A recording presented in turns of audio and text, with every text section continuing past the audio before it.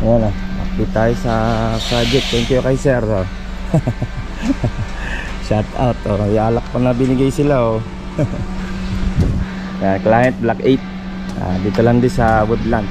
Bubuhin na yung cake na dito. Susukatan natin mamaya para sa PVC panel. Ma-order na. Black lang at semi-gloss pinto. Seal gray ang natin. Hindi na semi-gloss lang din yung kesame. Ito, grout na. Ayan, grout na namin. Grout na. Finish na itong kwarto na. Hintayin na lang yung tail light. May ilaw na rin naman yan. Hintay na rin yung ilaw. Ayan mga boss, dito na tayo sa block 16 ng Jasmine. Ayan mga bro, sa pastry. Check na natin mga boss, yung interior. Patapos na rin naman to. Ayan mga boss, at block 16. Silip na tayo. Puro ka. Pa-clear na tayo. Yung gate na lang naman dito at yung tiles na pahuli na. Pag-iipunan muna ng client. Okay, grills. Yung grills na para dito. Pabit na rin yung bukas na rin ito. Okay na rin naman siya. Kabuk na lang naman. Kailangan pala ka? Meron yan. Kasi nagalawan niya. May liyan yung konti. Isa-isa lang muna tornilyo lagay mo. Pag na-tornilyo mo na lahat, saka mo sabay-sabay yan. Yan. Switch na lang naman. Para dito sa strip light. Ayun, kabit na rin pala strip light nito. Okay na rin sa bar counter niya. Ito meron na rin naman tramas. Nakabit na rin naman na switch nito. Strip light. Yun. Mga boss, ito yung black 37 natin. Saka na lang natin palipari pala ng drone. Pipinturahan pa lang naman nila yung bubong pala. Ito lang man yung pintura nila. Yung sa NEPA tri-coat. Kasi kinalawang na yan eh. Yung sa NEPA kasi yun yung si Parlins. Yan mga boss, dito naman tayo sa block 33 ng Linnea project natin. Kabit ng roofing o palit tayo ng roofing na points natin. Dati kasi nito parang nasa points 3 lang yung kapal, diba? Check natin na boss. J. Aragon's Vlog offer you quality construction and timeless dedication.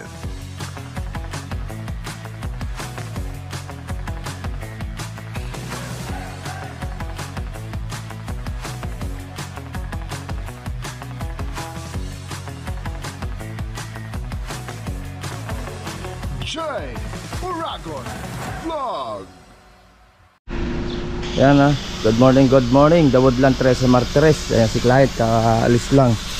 Nagbigay ng pundador.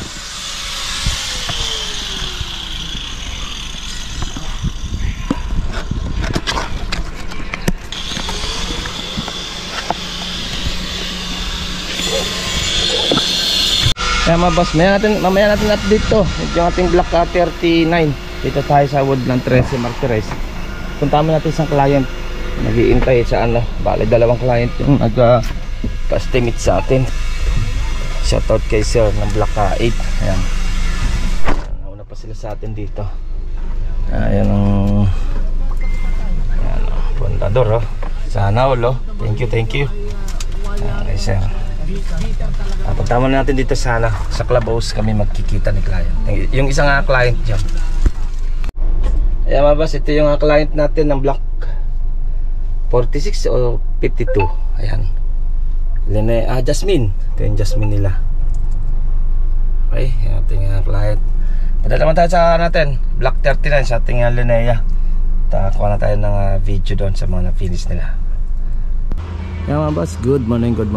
The Woodland 13 Martires tayo. Project update tayo ng Merkules, April 9. Nasilya na yung TV console niya.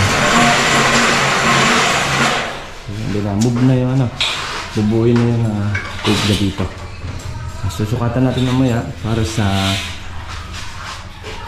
PVC panel, ma-order na.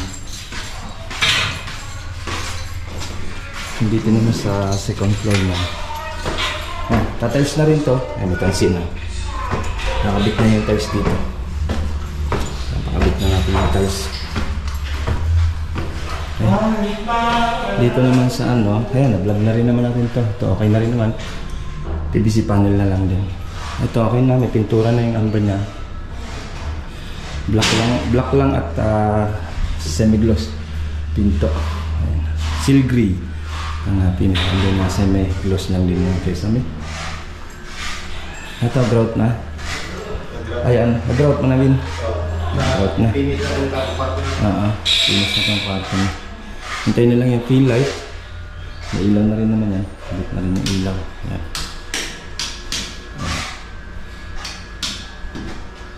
Ay, dawod lang. 13 martres na boss. Kantin na lang. Nag-grout lang ako. Mga ano yan, dalawang pakatong nag-grout. Saka pala yung sir, yung ano, yung CR, patungan ko pa ng grout. Oh, pag manipis, patungan mo itong grout. Masyadong lumog ko na. Ayun, oo. Patungan ko, kahit isa lang siguro, no? Isa lang, tama lang yan. Wala pala itong klibe, no? Malito.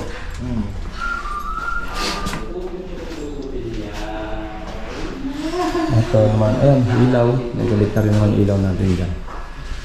Ano lang naman, grout na lang yun. Ayan, sukatan natin yung PVC panel kung ilan ang papasok. PVC panel na lang naman yun. 178. Ayan natin. Parehas. Ay, so 200 ano to? 270. 200? Ay, 207. Paano ba PVC? Ay, pagkata nga. Para magbilang kung ilan papasok dyan. Yan. 150. Ha? 150. 150. Ayan mga boss, yan na natin kunting pasilip ng Linea Block 39.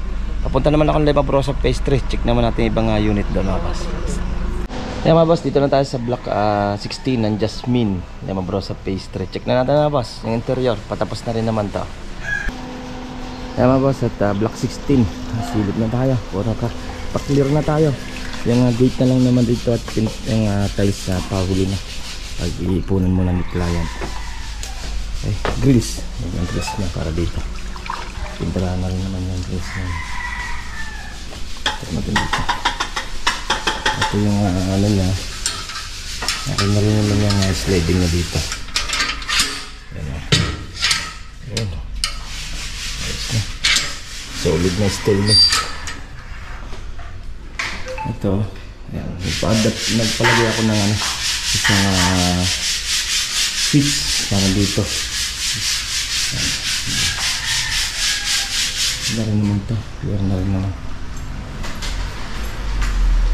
Dito, ikakabit na lang naman yung handle ito. Ayan, nabarnisan na rin naman yung handle. Ayan, para dito. Ayan. Abangan nyo yung presyo nito kung magkano nga nagastos.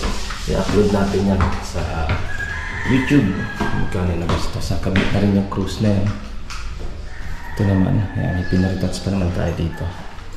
Ito dito. Ito yung master bedroom nila. At yung CR sa second floor.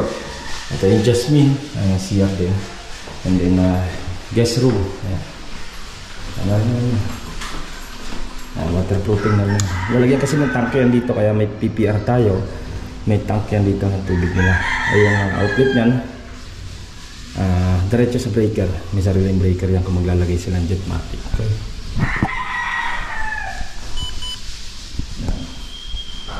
At yun sa clear na. Palinis na lang. Silat na lang naman yan. Bintana. Ayan yan. Okay. Ayan. Pero pa ano naman. Nakabit mo na ram? Sige daw. Sampa mo nga. Nabaramisan na. Okay na. Tapkot na ta. Iwan mo. Tapkot na rin naman siya. Dati rin naman nakakabit niya yan dyan. Ayan. Simpleng handle. Ito na itatapkot pa naman to. Pag clear na lahat, pang last na, yun na lalagyan para ano siya.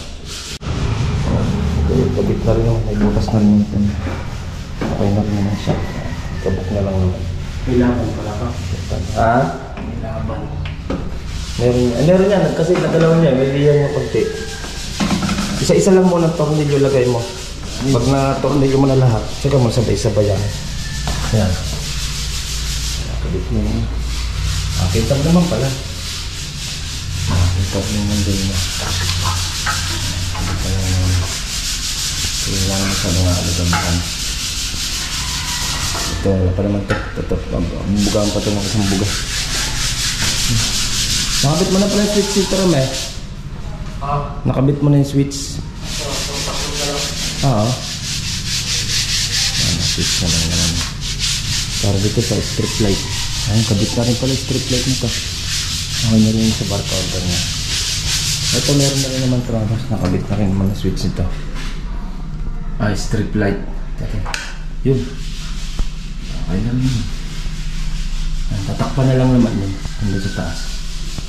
Nakabit na yung strip light niya. Para sa niche. Okay.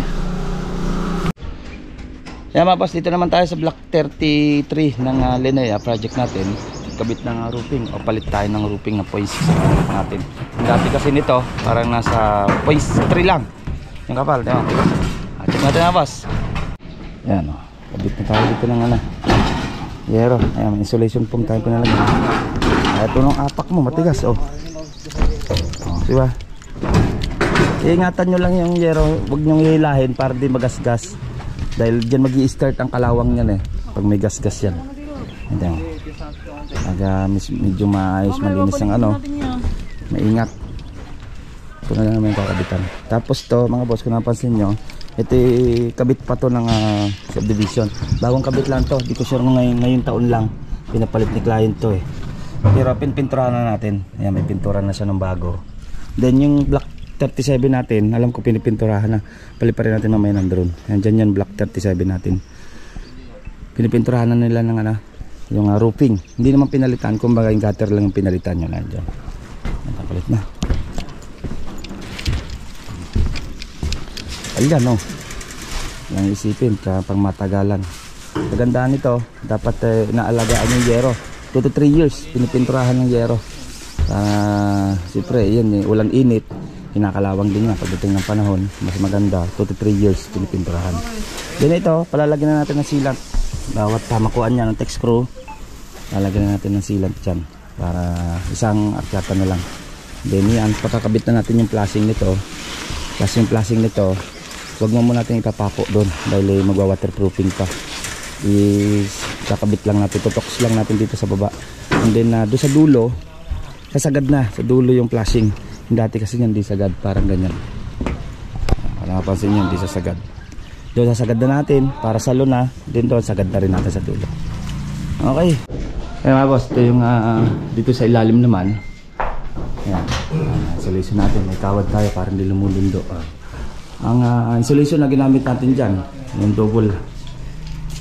Ayan, back to back yun. And then 0.5 lang kailangan natin ng insulation.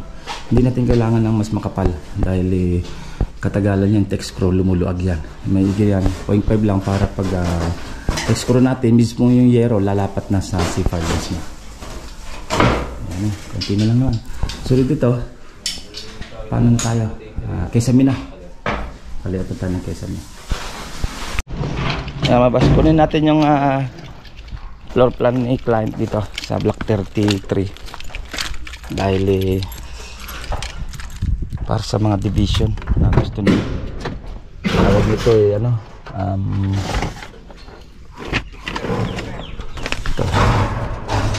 block 33. Pakisama ito. Ito yung mga nila. Check mo na lang yung yung sa second floor nya. Ay kisame pa lang naman kayo eh.